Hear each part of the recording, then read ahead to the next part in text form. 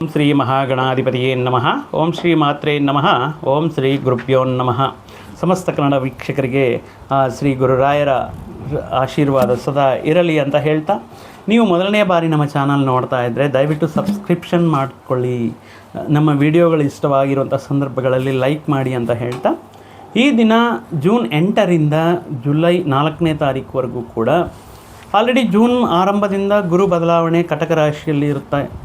ಅದೇ ಜೂನ್ 8ರಿಂದ ಶುಕ್ರನು ಕೂಡ ಕಟಕ ರಾಶಿಗೆ ಬಂದು ಈ ಗುರು ಶುಕ್ರ ಸಂಯೋಗ ಅನ್ನೋದು ದ್ವಾದಶ ರಾಶಿಗಳಲ್ಲಿ ಕೆಲವು ರಾಶಿಗಳಿಗೆ ಅದ್ಭುತ ರಾಜಯೋಗವನ್ನು ನೀಡ್ತಾ ಇದೆ, ಕೆಲವು ರಾಶಿಗಳಿಗೆ ಮಿಶ್ರ ಫಲಗಳನ್ನು ನೀಡ್ತಾ ಇದೆ, ಕೆಲವೊಂದು ರಾಶಿಗಳಿಗೆ ಅದ್ಭುತವಾಗಿರುವಂತಹ ವಿಶೇಷವಾಗಿರುವಂತಹ ರಾಜಯೋಗವನ್ನು ನೀಡ್ತಾ ಇದ್ದರೆ, ಕೆಲವೊಂದು ದ್ವಾದಶ ರಾಶಿಗಳಲ್ಲಿ ಕೆಲವೊಂದು ರಾಶಿಗಳಿಗೆ ಪ್ರತಿಕೂಲ ಫಲಗಳನ್ನು ನೀಡ್ತಾ ಇದೆ.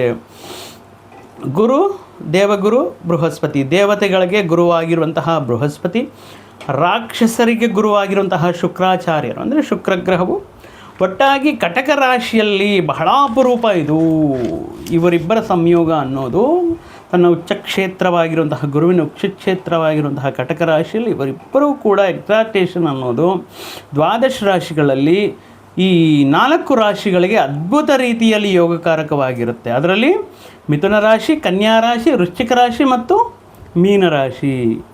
ಈಗ ನಾವು ಹೇಳ್ತಾ ಇರೋದು ವೃಶ್ಚಿಕ ರಾಶಿ ಅತ್ಯಂತ ಅನುಕೂಲವಾಗಿರುವಂಥದ್ದು, ಅತ್ಯಂತ ಶುಭದಾಯಕ ಫಲಗಳನ್ನು ಪಡೆಯುವಂತಹ ಒಂದು ಅದ್ಭುತ ರಾಜಯೋಗವನ್ನು ಪಡೆಯುವಂತಹ ವೃಶ್ಚಿಕ ರಾಶಿಯವರಿಗೆ ಈ ಗುರು ಶುಕ್ರರ ಸಂಯೋಗ ಅನ್ನೋದು ಭಾಗ್ಯಸ್ಥಾನದಲ್ಲಿ, ಅದೃಷ್ಟದ ಸ್ಥಾನದಲ್ಲಿ, ಪೂರ್ವಜರು ಮಾಡಿರುವಂತಹ ಪುಣ್ಯಸ್ಥಾನ ಅಂತ ಹೇಳ್ತಾ ಇದ್ವಿ. ಈ ಭಾಗ್ಯಸ್ಥಾನದಲ್ಲಿ ಇವರಿಬ್ಬರ ಹೊಂದಾಣಿಕೆ, ಈ ಸಂಯೋಗ ಅನ್ನೋದು ಒಂದು ರೀತಿ ಎಕ್ಸ್ಟ್ರಾಡರಿ ರಿಸಲ್ಟ್ ವೃಶ್ಚಿಕ ರಾಶಿಯವರಿಗೆ ಈ 26 ದಿನಗಳ ಕಾಲ ನೀಡ್ತಾ ಇರುತ್ತೆ. ಸೊ ಆದ್ದರಿಂದ ವೃಶ್ಚಿಕ ರಾಶಿಯವರಿಗೆ ವೃತ್ತಿ, ಉದ್ಯೋಗ, ಆರ್ಥಿಕ, ಹಣಕಾಸು ಮತ್ತು ವ್ಯಾಪಾರ ವ್ಯವಹಾರ ಎಲ್ಲ ವಿಷಯಗಳಲ್ಲಿಯೂ ಕೂಡ ಜೂನ್ 1ರಿಂದ ಗುರು ಬದಲಾವಣೆ ಆಗಿರೋದ್ರಿಂದ ಇವರಿಗೆ ಭಾಗ್ಯಸ್ಥಾನಕ್ಕೆ ಗುರು ಬಂದಿರೋದ್ರಿಂದ ಗುರುಬಲ ಬಂದಿದೆ.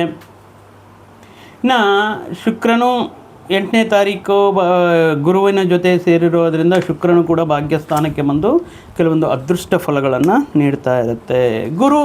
ದೇವಗುರು ಬೃಹಸ್ಪತಿ ಆಲ್ರೆಡಿ ನಾವು ಇಂದಿನ ವಿಡಿಯೋಗಳಲ್ಲಿ ಹೇಳಿದ್ದೇವೆ. ವೃತ್ತಿ ಆಯ್ಕೆ ಮಾಡ್ಕೊಳ್ಳುವಂತಹ ವಿಷಯಗಳಲ್ಲಾಗಿರ್ಬಹುದು, ಒಂದು ಪ್ರೊಫೆಷನ್ನ ಸ್ಟೆಬಿಲಿಟಿ ಮಾಡ್ಕೊಳ್ಳುವಂತಹ ವಿಷಯಗಳಲ್ಲಾಗಿರ್ಬೋದು, ಕೆರಿಯರಲ್ಲಿ ಒಂದು ಪೀಕ್ ಸ್ಟೇಜ್ಗೆ ಹೋಗುವಂತಹ ವಿಷಯಗಳಲ್ಲಾಗಿರಬಹುದು, ಆರೋಗ್ಯ ವಿಷಯಗಳಲ್ಲಾಗಿರಬಹುದು, ಆದಾಯ ಮಾರ್ಗಗಳನ್ನು ಬೆಳೆಸ್ಕೊಂತಹ ವಿಷಯಗಳಲ್ಲಾಗಿರಬಹುದು, ಅತ್ಯುತ್ತಮ ರೀತಿಯಲ್ಲಿ ಅವಕಾಶಗಳು ವೃಶ್ಚಿಕ ರಾಶಿಯವರಿಗೆ ಬರುತ್ತೆ.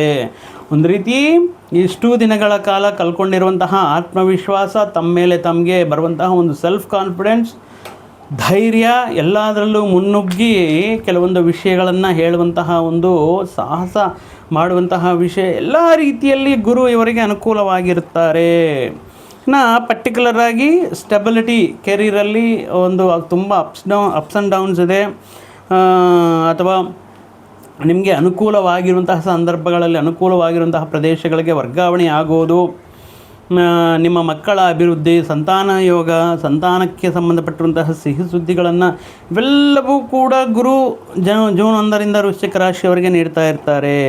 ಇನ್ನು ಶುಕ್ರ ಭಾಗ್ಯಸ್ಥಾನಕ್ಕೆ ಬರೋದರಿಂದ, ಶುಕ್ರ ಅಂದ್ರೇ ನಮಗೆ ಒಂದು ಲಾವಿಶ್ ಲೈಫ್ನ ಎಂಜಾಯ್ ಮಾಡೋದಕ್ಕೆ ಅನುಕೂಲ ಮಾಡುವಂತಹ ಪ್ಲಾನೆಟ್, ಅಂದರೆ ಒಂದು ಗ್ರಹ, ಅಂದರೆ ಸ್ತ್ರೀ ಗ್ರಹ, ಆಕರ್ಷಣೆಯನ್ನು ನೀಡುವಂತಹ, ವಿಲಾಸಮಯ ಜೀವನವನ್ನು ಪಡೆಯುವಂಥದ್ದು, ವಿಲಾಸಮಯ ವಸ್ತುಗಳನ್ನು ಪಡೆಯುವಂಥದ್ದು, ಗೃಹೋಪಕರಣಗಳನ್ನು ಪರ್ಚೇಸ್ ಮಾಡುವಂಥದ್ದು, ವಿವಾಹದ ಶುಭ ಕಾರ್ಯಗಳನ್ನು ಪರ್ಚೇಸ್ ಮಾಡುವಂಥದ್ದು, ನಮ್ಮಲ್ಲಿರುವಂತಹ ಸ್ಕಿಲ್, ನಮ್ಮಲ್ಲಿರುವಂತಹ ಟ್ಯಾಲೆಂಟ್ ಮುಖಾಂತರ ಉತ್ತಮ ರೀತಿಯಲ್ಲಿ ಈ ಮ್ಯೂಸಿಕ್, ಆ್ಯಕ್ಟಿಂಗ್, ಡ್ಯಾನ್ಸ್ ಇತ್ಯಾದಿ ವಿಷಯಗಳಲ್ಲಿ ಆರಂಭಕ್ಕೆ ಶುಕ್ರನ ಅನುಗ್ರಹ ಅನ್ನೋದು ಬಹಳಷ್ಟು ಇರಬೇಕಾಗಿರುತ್ತೆ.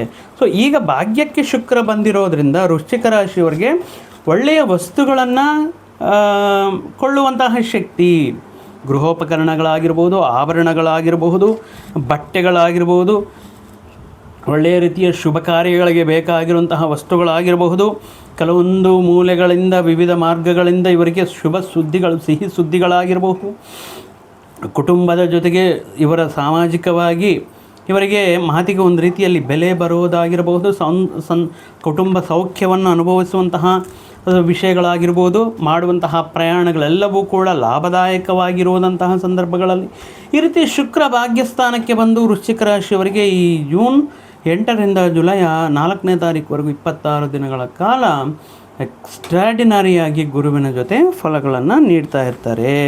ಯಾಕಂದರೆ ಈ ವೃಶ್ಚಿಕ ರಾಶಿ ಅಂತ ನೋಡಿದಾಗ ಈ ಶುಕ್ರನ ಸ್ಥಾನವನ್ನು ನೋಡಿದ್ರೆ ಸಪ್ತಮಾಧಿಪತಿಯಾಗಿರ್ತಾರೆ, ಅದೇ ರೀತಿ ವ್ಯಯಾಧಿಪತಿಯೂ ಆಗಿರ್ತಾರೆ. ವ್ಯಯವು ಅಂದರೆ ವಸ್ತುಗಳನ್ನು ಪಡೆಯೋದು, ಸಪ್ತಮ ಸ್ಥಾನ ಕಳತ್ರ ಸ್ಥಾನ ಆಗಿರುತ್ತೆ.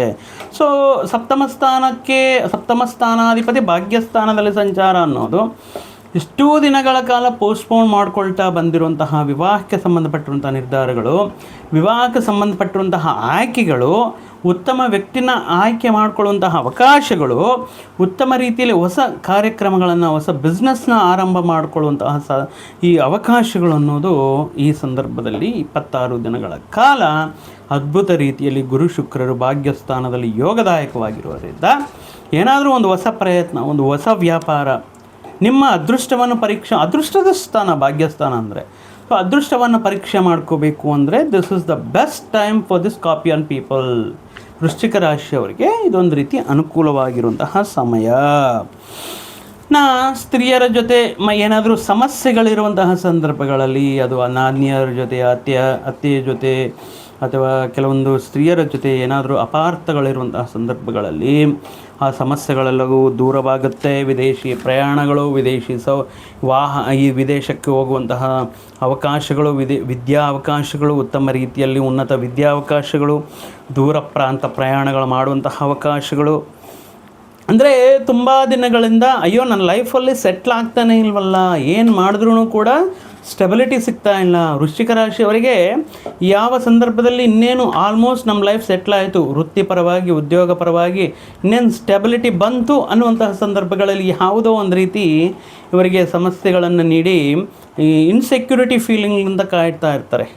ಮುಖ್ಯವಾಗಿ ವೃತ್ತಿ ಉದ್ಯೋಗ ಸ್ಥಾನಗಳಲ್ಲಿ ಈ ವೃಶ್ಚಿಕ ರಾಶಿಯವರ ಬಹುತೇಕ ಜನ ಎಷ್ಟೇ ಇದ್ದರೂ ಕೂಡ, ಎಷ್ಟೇ ಆನಂದಕರ ಸಂತೋಷವಾಗಿರುವಂತಹ ಸಂದರ್ಭಗಳಿದ್ದರೂ ಕೂಡ ಇವರು ಆ ಮೂಮೆಂಟ್ಸ್ನ ಎಂಜಾಯ್ ಮಾಡೋದು ತುಂಬ ಕಷ್ಟ. ಏನೋ ಒಂದು ಕೊರಗು, ಪ್ರತಿ ಚಿಕ್ಕ ವಿಷಯಕ್ಕೂ ರಿಯಾಕ್ಟ್ ಆಗುವಂತಹ ಸಂದರ್ಭಗಳು ವೃಶ್ಚಿಕ ರಾಶಿಯವರ ವರ್ತನೆಯಲ್ಲಿರುತ್ತೆ, ಬಿಹೇವಿಯರಲ್ಲಿರುತ್ತೆ. ಬಟ್ ಈ ಸಂದರ್ಭದಲ್ಲಿ ಒಂದು ರೀತಿ ಮಾನಸಿಕವಾಗಿರುವಂತಹ ಪ್ರಶಾಂತತೆ, ಇನ್ನೇನು ಆರಾಮದಾಯಕವಾಗಿರುವಂತಹ ಒಂದು ಸ್ಥಿರತ್ವವನ್ನು, ಒಂದು ಸ್ಟೆಬಿಲಿಟಿಯನ್ನು ಕಾಣ್ಕೊಳ್ಳುವಂತಹ ಒಂದು ಸಂದರ್ಭ.